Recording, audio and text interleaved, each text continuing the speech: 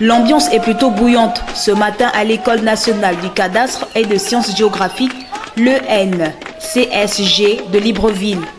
Les étudiants de la dite école ont barricadé l'entrée principale pour un mouvement d'humeur.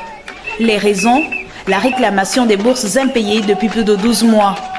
Une situation qui remonterait, selon le dire d'un des apprenants, à février 2017, période correspondant à l'admission de ces étudiants suite à l'obtention du concours d'entrée à cette école. Il a été dit que nous devions percevoir la bourse bien avant de commencer les cours.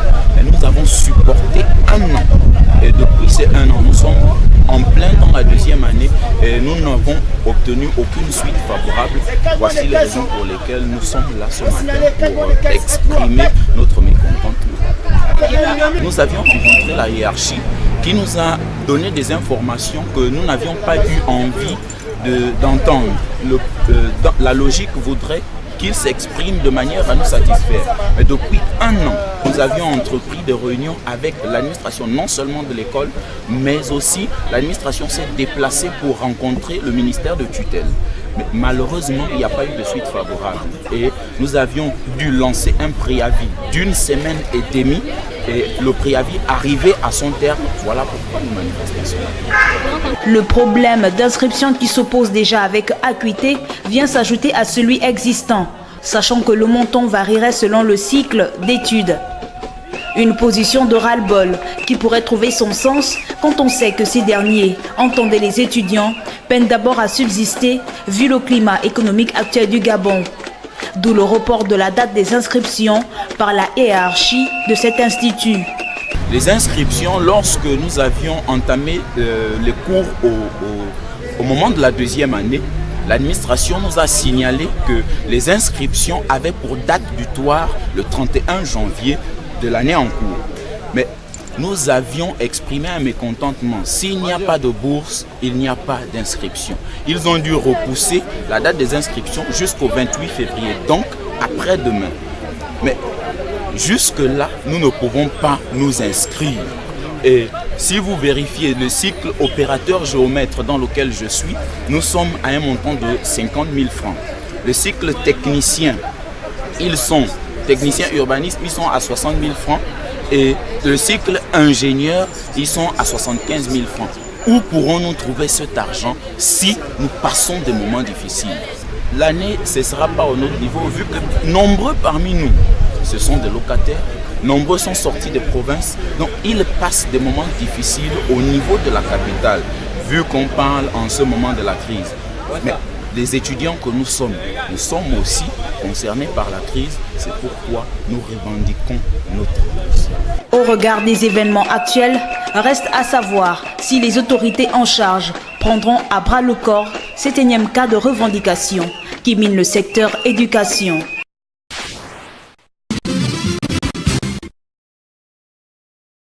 Parmi les points de revendication évoqués par les membres de la centrale syndicale Dynamique Unitaire, au cours de l'Assemblée générale du 28 février dernier, la qualité d'eau produite par la Société d'énergie et d'eau du Gabon, SEG, a été abordée.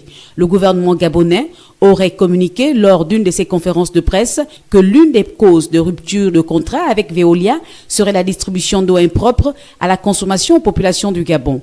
S'appuyant sur cette déclaration, Dynamique Unitaire compte porter plainte à l'État gabonais. Oui, il était mentionné que Veolia en fait polluait.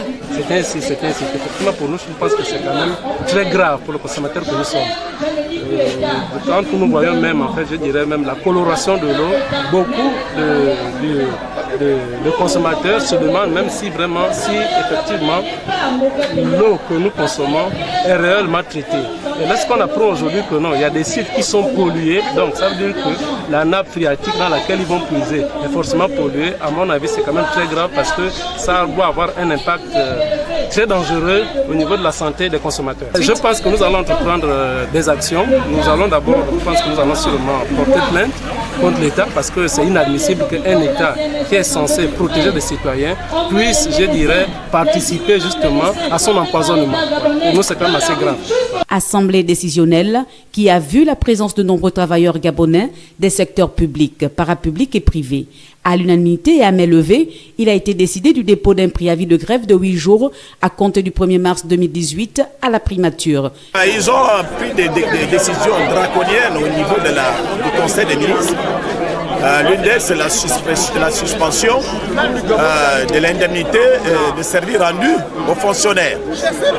Ils ont pris un certain nombre de décisions que les travailleurs ont décidé de s'élever, y compris également le non-paiement des primes et la violation des droits des syndicats.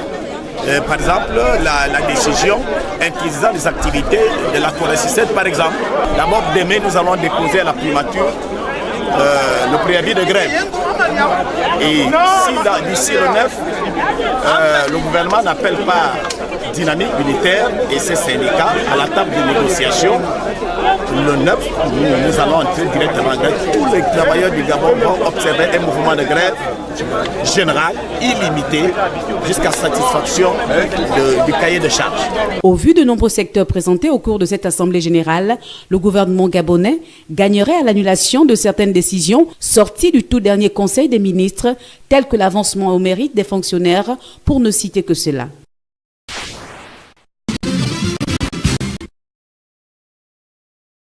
Pour le dépôt du préavis de grève, nous l'avons déjà déposé, il est là, le cachet du ministère de la primature faisant foi.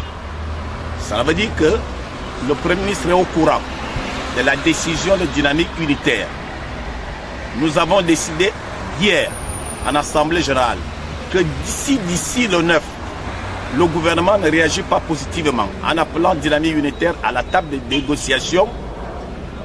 Nous allons entrer en grève le 9 mars. La provocation a assez duré. Nous ne pouvons plus supporter cette provocation du gouvernement.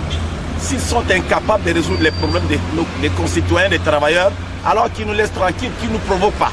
Mais cette fois-ci, ils ont poussé le bouchon un peu plus loin que d'habitude. Et la réaction, s'ils ne réagissent pas eux-mêmes à partir d'aujourd'hui jusqu'au 9, le 9, ils vont le voir.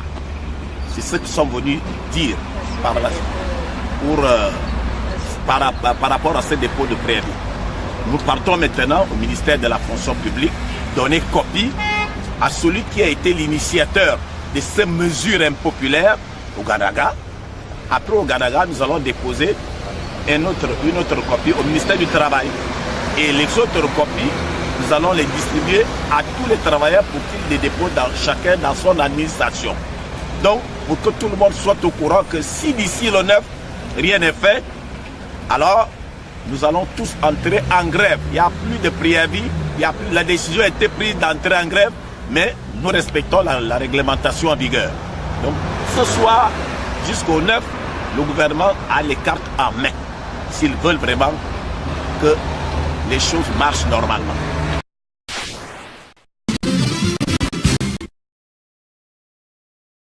Les réformes initiées par le gouvernement gabonais durant le récent Conseil des ministres portant modification de quelques lois relatives aux agents de la main-d'œuvre non permanente ont fait l'objet des mécontentements de la part de l'organisation syndicale de la première seconde, réunie le 27 dernier à Libreville devant le siège de la primature. Nous, organisation syndicale des secteurs publics, parapublics et privés, réunis autour de la plateforme Bloc syndical de la première seconde, venons exprimer notre indignation suite à l'ordonnance prise en Conseil des ministres du 23 février 2018 sur les réformes initiées par le ministère de la fonction publique portant modification, suppression et complément de la loi numéro 1/2005 du 4 février 2005 en 16 articles 14, 78, 79, 81, 82, 101, 105, 106, 126, 153, 155 et 167.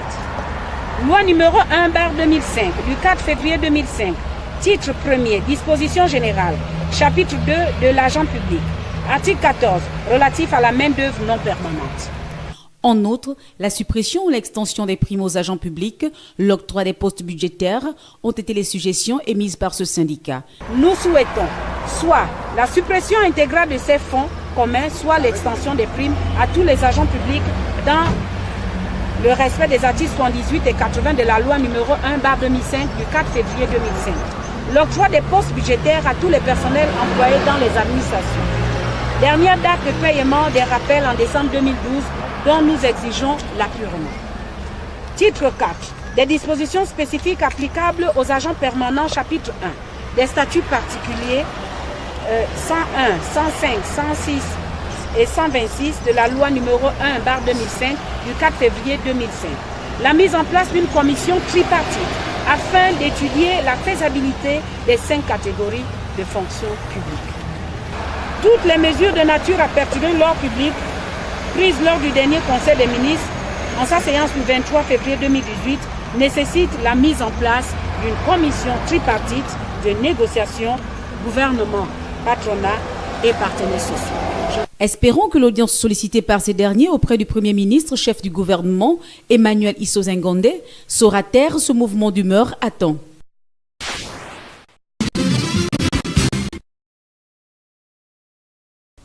Lattes cassées, tôles arrachées, murs amochés, voilà le spectacle auquel a été soumis les vendeurs du marché de la Balise hier en fin d'après-midi. Une destruction qui les laisse dans le désarroi, bien que prévu. Ici matin, on m'a appelé, on est en train de monter le toit. Depuis hier nuit, on a venu prévenir que on n'a qu'à lever sans chaud, on va passer ici aujourd'hui. Et au matin, ici levé, mon frère m'a appelé, il faut venir plus vite, on est en train de lever le toit. Quand ici venu, les gens sont en train de lever le toit, il y a des bon, pour casser les marchés quand même, tu sais que les commerçants casser les marchés quand même, tu vas appeler quelque chose quand même. Voilà. Bon, tu n'as pas un endroit pour partir, pour aller installer, tu vois. Voilà. Si tu as besoin de casser quelque chose, tu dois donner les places aux commerçants et on va aller installer d'abord avant que tu casses. Mais pour venir, tu as quitté seulement, bon, qui n'a même pas montré un endroit pour aller poser. C'est que tu vas perdre beaucoup de choses, n'est-ce pas? Voilà. Donc, casser le marché là, c'est pas bon. Même si tu voulais casser, donner un endroit d'abord, on va installer d'abord. Donc, maintenant, tu peux venir casser le point. Cette démolition, selon la municipalité, est due à la construction future du 4e bâtiment du marché de la Balise. Vous savez, dans toute chose, on ne peut pas faire des omelettes sans casser les œufs. Vous convenez avec moi que le marché de la Balise commence à être moderne. Nous avons déjà 3 bâtiments. Et c'est le 4e bâtiment que nous devons ériger. Et pour ce bâtiment, nous sommes obligés de demander aux populations de partout pour améliorer les conditions de travail de ces commerçants-là. C'est pour leur bien. Il y a un préavis signé de plus de 15 jours. En fait, ça fait 3 mois, mais nous avons fait passer des notes. Il y a cela plus de 2 mois. Ils ont été édifiés, ils devaient libérer pour que nous puissions passer pour ériger un bâtiment moderne. Une modernité qui a fait de nombreux malheureux en ce jour.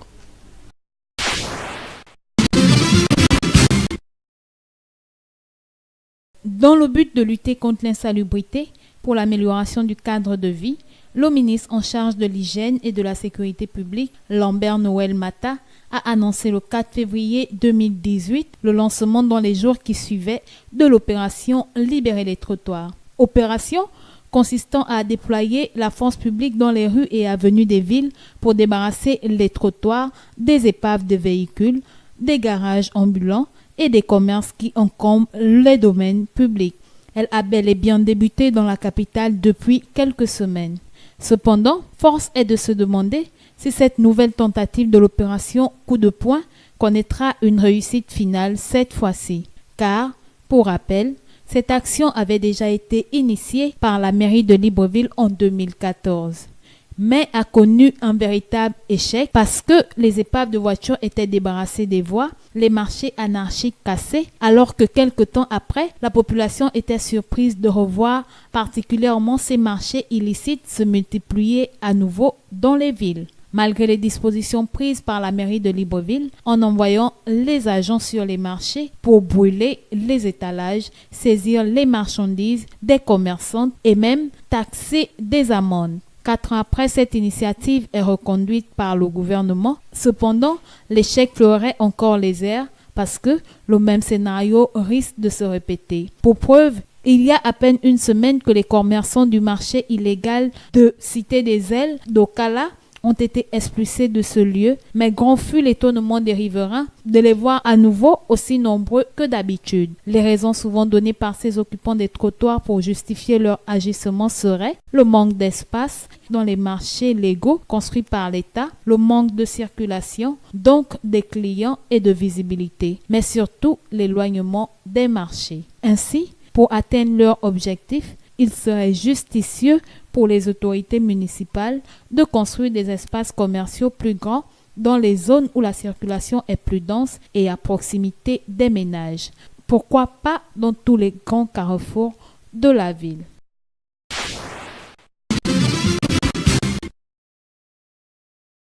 Dans le but de lutter contre la vie chère au Gabon, le gouvernement gabonais, via la Direction générale de la concurrence de la consommation DGCC, a recensé près de 167 produits de première nécessité figurant sur le fichier de la nouvelle mercuriale.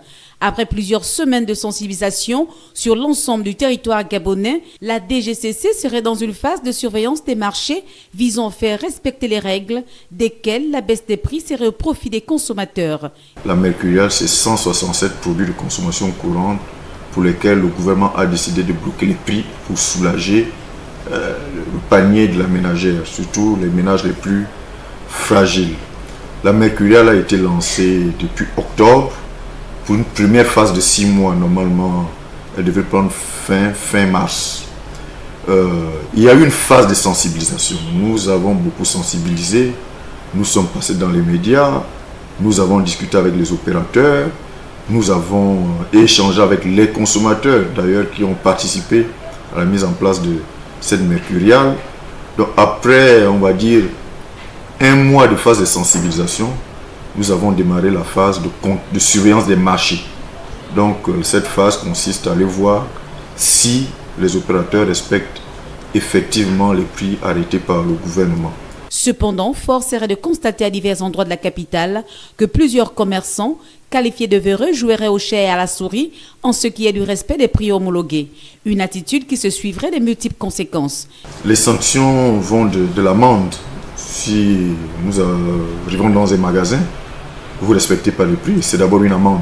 Une amende, vous êtes convoqué et vous payez une amende. Maintenant, ça dépend aussi du nombre de produits. L'amende varie en fonction du nombre de produits, de vos stocks. Dans la deuxième phase de contrôle, si nous revenons et nous constatons toujours que vous n'arrivez pas, vous ne voulez pas respecter les prix, l'amende est doublée. Si cela persiste, nous pouvons aller jusqu'à la fermeture du magasin. Et si cela persiste toujours, c'est-à-dire si nous avons fermé le magasin et lorsque l'on revient de votre propre initiative, vous avez rouvert le magasin et nous transférons le dossier au niveau de la justice. Par ailleurs, en cas de doute du public ou des opérateurs économiques sur les équipes de contrôle sur un quelconque site et sur les prix des produits, l'utilisation du numéro vert 8085 est conseillée.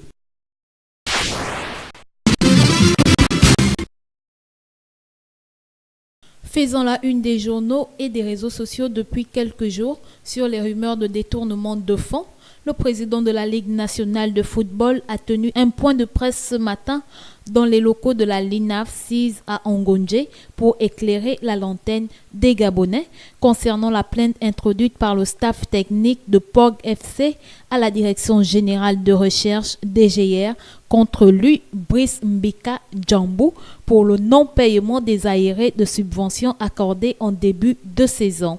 Nous vous avons appelé aujourd'hui pour faire la lumière sur ce qui se dit au sujet de la plainte du collectif du staff technique de Port-Gentil FC, on va dire contre le président Julie Kael Boussougou, donc président de ce club, dans la forme, mais en réalité dans le fond, contre la Ligue nationale de football dont j'en suis le président.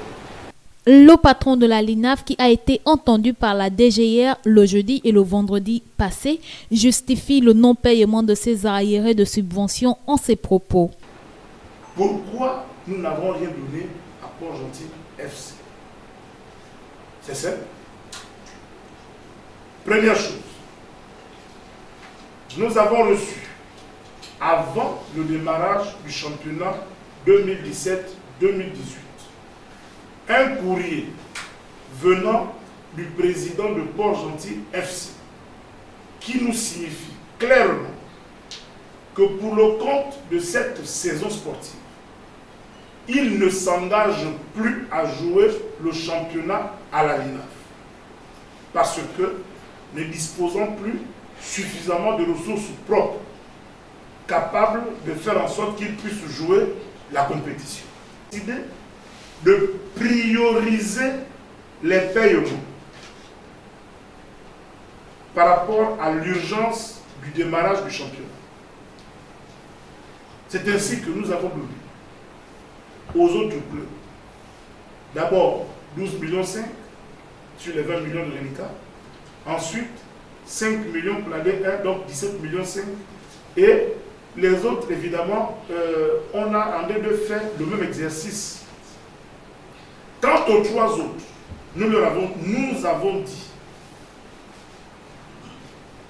nous différons leur paiement. Ils seront payés après, c'est leur chèque. Le responsable de la LINAF, qui attend la suite de la procédure pour le rendu du jugement, promet de se constituer en partie civile pour attester en justice pour diffamation s'il n'est pas déclaré coupable.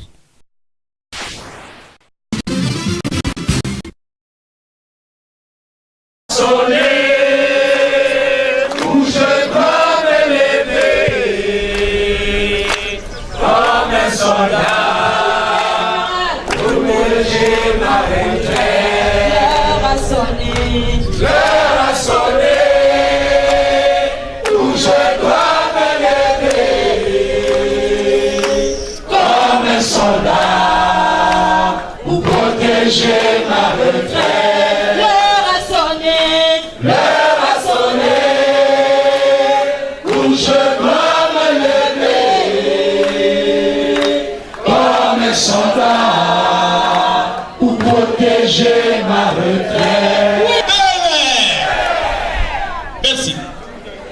Chers concitoyens, l'heure est grave. Nous allons décider. Toute décision active, on la prend étant debout. Parce que vous allez prouver à votre adversaire et ennemi que vous n'êtes plus d'accord, la marche va commencer. Aujourd'hui, poisson bois, dis-le, dis-le bois, dis-le bois. Nous en avons assez fait, nous allons donner la réplique. Sortez de la tente, sortez des désirs.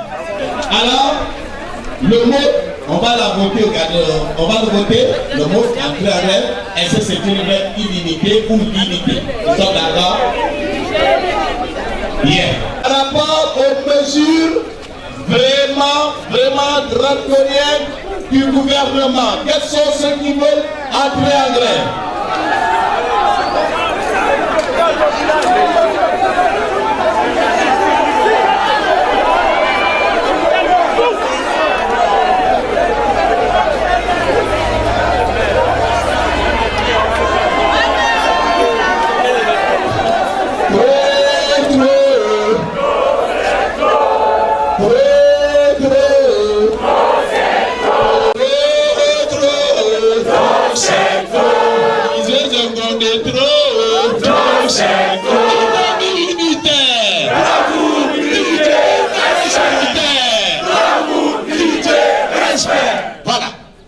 Nous avons décidé d'entrer en grève.